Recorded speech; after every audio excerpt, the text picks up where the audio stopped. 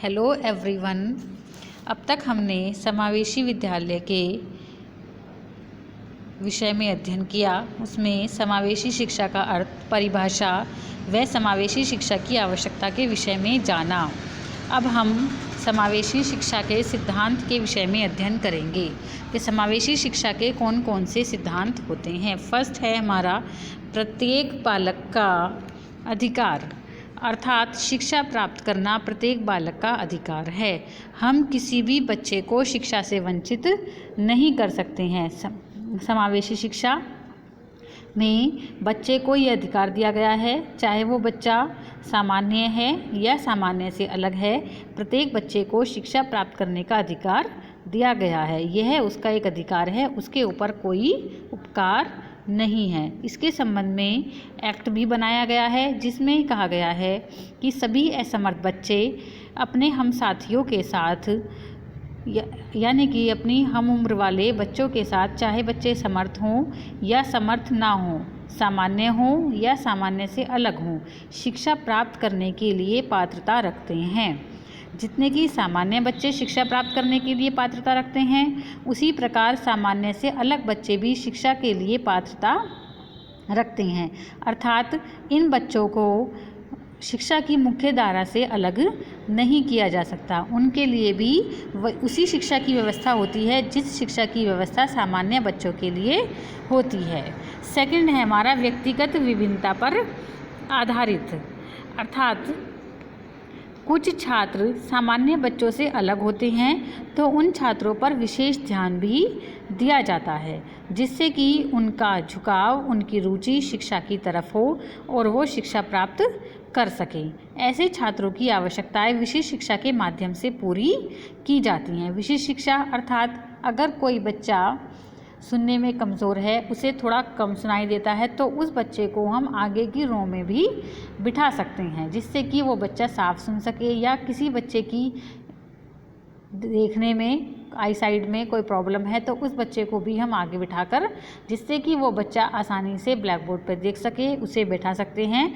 यानी कि ऐसे बच्चों को कुछ विशेष सुविधाएं भी हम दे सकते हैं, जिससे कि वो शिक्षा प्राप्त कर सके और उसे शिक्षा में कोई भी प्रॉब्लम ना आए। अगर बच्चे को इस तरह से सुविधाएं दी जाती हैं या अलग से कोई विशेष शिक्षा दी जाती है, तो ऐसे बच्चों की रुचि भी शिक्षा की तरफ हो जाती है और वो शिक्षा अच्छे से प्राप्त कर सकते हैं। जैसे कि अगर किसी बच्चे को थोड़ा देर से समझ में आता है, सामान्य बच्चों की अपेक्षा बच्चा देर से समझता है, तो उस बच्चे को हम अलग से भी उस टॉपिक को क्लियर कर सकते हैं या उसे हम अलग से भी समझा सकते हैं।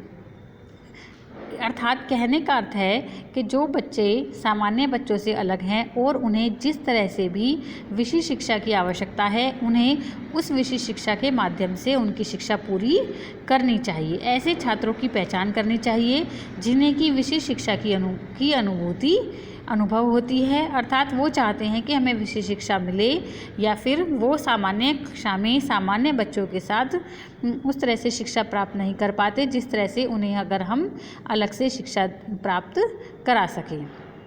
ऐसी बच्चों के लिए शिक्षा का स्वरूप भी निश्चित करना चाहिए। साथ ही ऐसे छात्रों की समय समय पर कठिनाइयों और समस्याओं का निवारण करना चाहिए, जिससे कि वो बच्चे अपनी शिक्षा को अच्छी प्रकार से प्राप्त कर सके। नेक्स्ट थर्ड है हमारा सहज, सजीव व सौहार्दपूर्ण वातावरण, अर्थात ऐसे बच्चों के लिए जो बच्चे सामान्य से अलग हैं, इनके लिए ऐसे वातावरण का निर्माण करने चाहिए जो कि सहज, सजीव व आनंददायक हो, अर्थात जिनमें बच्चे अपने आप को सहज अनुभव कर सकें, उन्हें किसी भी प्रकार की कोई भी परेशानी ना हो।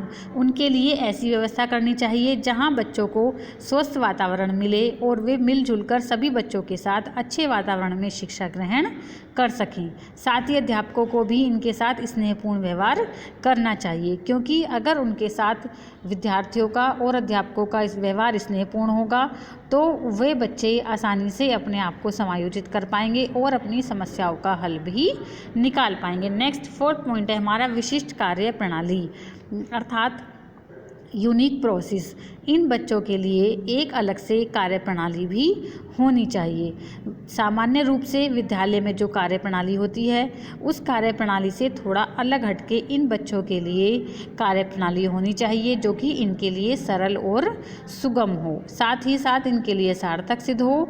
इसलिए इन बच्चों को जिस भी चीज़ की आवश्यकता है उसी चीज़ की आवश्यकता इनके लिए पूरी करनी चाहिए। किस बच्चा कहाँ पर प्रॉब्लम बच्चे को आ रही है और उसकी प्रॉब्लम का समाधान, उसकी समस्या का समाधान करना चाहिए। स्कूल से संबंधित लोगों व स्कूल के प्रबंधन को भी इस बात का अध्ययन करना चाहिए कि बच्चों को कौन कौन सी परेशानियां आ रही हैं, उसके लिए कुछ नीतियों व प्रणालियों का समावेश करना चाहिए जिससे कि इनकी शिक्षा आसानी से ग्रहण कर सके और आसानी से इनका मार्ग प्रशस्त हो सके। नेक्स्ट, अध्यापकों व अभिभावकों की भूमिका। इस प्रकार की शिक्षा में अर्थात समावेशी शिक्षा में अध्यापकों की और अभिभावकों की अर्थात माता पिता की भी भूमिका एक महत्वपूर्ण भूमिका है। अध्यापकों व अभिभावकों के सहयोग के बिना इस प्रकार के बच्चों की शिक्षा को प्रभावी स्वरूप प्रदान नहीं किया जा सकता। अर्थात जब तक अध्यापक और अभिभावक दोनों सहयोग नहीं करेंगे तब तक इन बच्चों का सही से शिक्षा प्राप्ति नहीं होगी।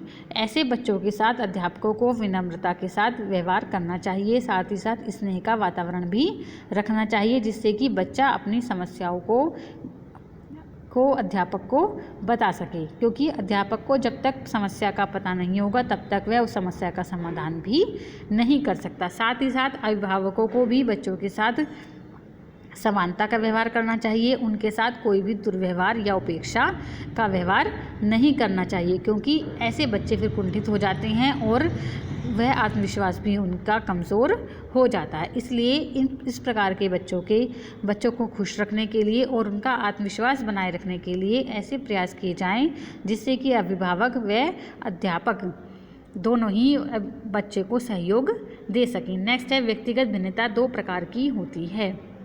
6 पॉइंट, व्यक्तिगत भिन्नता दो प्रकार की होती है अर्थात एक तो दो व्यक्तियों के बीच में अंतर, अर्थात एक बच्चा और दूसरा बच्चा, उन दोनों दोनों बच्चों के बीच में अंतर, और दूसरा मनुष्य का स्वयं से अंतर होना अर्थात अपने आप से ही अंतर होना। इसमें कुछ छात्रों के अधिकांश गुण भिन्न होते हैं जो कि शिक्षा की ओर विशेष झुकाव रखते हैं। कुछ बच्चे शिक्षा की तरफ विशेष झुकाव रखते हैं और कुछ बच्चे शिक्षा की तरफ पूरी तरह से झुकाव नहीं रखते, अर्थात वो कम सीख पाते हैं। कुछ बच्चे जल्दी सीखने वाले होते हैं और कुछ बच्चे देर से सीखने वाले होते हैं, इसलिए ऐसे बच्चों को विशेष शिक्षा की आवश्यकता होती है। सेकंड है हमारा मनुष्य का स्वयं से भेद होना अर्थात हमारा अपने आप में अंतर होना। कई बार ये होता है कि हम मानसिक रूप से तो सबल होते हैं किसी चीज़ को सीखने के लिए, लेकिन हमारे साथ वातावरण ऐसा क्रिएट हो जाए या हमें किसी से कोई ऐसी प्रॉब्लम क्रिएट हो जाए जिसके कारण बच्चा आसानी से सीख ना सके, या बच्चा मानसिक रूप से शांत हो जाए तो भी बच्चा आसानी से नहीं सीख पाता या सही प्रकार से नहीं सीख पाता। तो ऐसे बच्चों की समस्याओं का भी समाधान करना चाहिए जिससे कि बच्चा वातावरण के साथ अपने आप को समायोजित कर सके।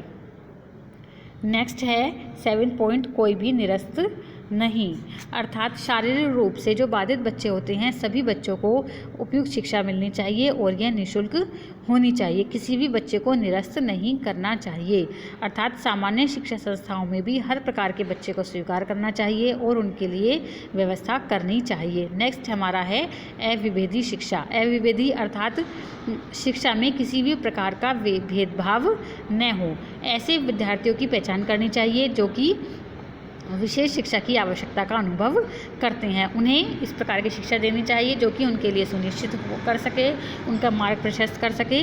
ऐसे छात्रों की व्यक्तिगत रूप से परीक्षा भी लेनी चाहिए जिससे कि ये पता लग सके कि वो बच्चा कहाँ पर कमज़ोर है और उसे कहाँ निर्देशन की आवश्यकता है। ऐसे बच्चों को विशेष शिक्षा के कार्यक्रम में रखा जाना चाहिए। बच्चों की समस्याओं को, कठिनाइयों को दूर करना चाहिए जिससे कि बच्चा अपनी प्रगति कर सके। नेक्स्ट, व्यक्तिगत शिक्षा कार्यक्रम। जिन विद्यार्थियों को विशेष शिक्षा की आवश्यकता है उन्हें व्यक्तिगत शिक्षा कार्यक्रम या तो विशेष कक्षाओं में देना चाहिए या फिर संसाधन युक्त कक्षाओं में देना चाहिए, अर्थात ऐसे बच्चों को व्यक्तिगत रूप से शिक्षा देनी चाहिए। व्यक्तिगत रूप से अर्थात इंडिविजुअली रूप से बच्चों को शिक्षा प्रदान करनी चाहिए। प्रकार की शिक्षा उन बच्चों की कार्यप्रणाली और आवश्यकताओं के अनुरूप होनी चाहिए कि जिससे कि वो बच्चा आसानी से सीख सके। नेक्स्ट है हमारा नियंत्रित वातावरण, अर्थात जो बच्चे शारीरिक रूप से सक्षम नहीं हैं या शारीरिक रूप से बाधित हैं, ऐसे बच्चों की शिक्षा एक ही कक्ष में एक साथ होनी चाहिए। सामान्य बच्चों की शिक्षा और शारीरिक रूप से अक्षम बच्चों की शिक्षा एक साथ होनी चाहिए। साथ ही उनके साथ ऐसा व्यवहार हो कि बच्चे अपने आप को हीन ना समझे। यह कक्षा भी एक सामान्य कक्षा हो सकती है। जो बच्चे इस प्रकार की कक्षा में बाधा डालते हैं उन्हें अलग से वातावरण प्रदान करना चाहिए। नेक्स्ट, विशिष्ट प्रक्रिया। यह प्रक्रिया प्रदर्शित करती है कि शारीरिक रूप से बाधित बच्चों के माता पिताओं को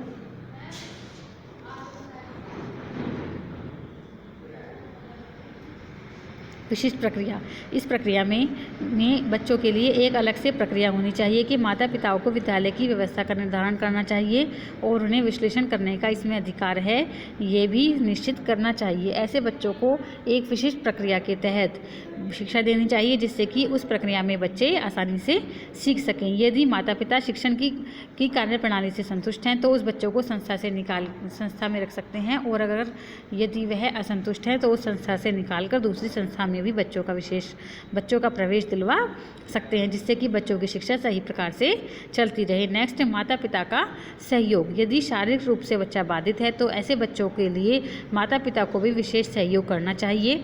उनके लिए शैक्षिक कार्यक्रमों की व्यवस्था करनी चाहिए जिससे कि बच्चा शैक्षिक कार्यक्रमों को अधिक प्रभावशाली बना सके। इस प्रकार ये हमारे समावेशी शिक्षा के सिद्धांत हैं, जिन सिद्धांतों का पालन करके हम बच्चे की शिक्षा को अच्छा बना सकते हैं।